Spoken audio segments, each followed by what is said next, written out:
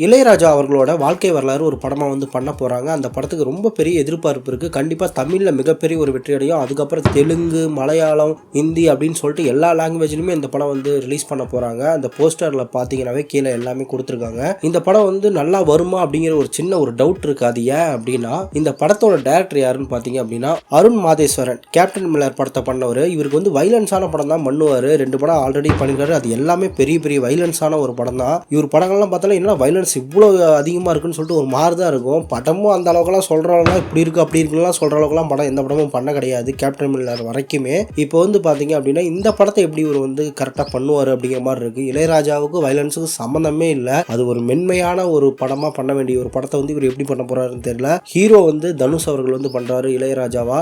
கண்டிப்பாக அது ஒரு கரெக்டான ஒரு சாய்ஸு, சூப்பராக இருக்கும். இந்த டேரக்டர் இந்த படத்தை டைரக்ட் பண்ண சொல்லலாம் அப்படின்னு சொன்னதும் தனுஷ் அவர்கள் தான் சொல்கிறாங்க. அதுவும் தனுஷ் அவர்கள் ஒரு தவறான முடிவு எடுத்துட்டாரோ அப்படிங்கிற மாதிரியும் தோணுது.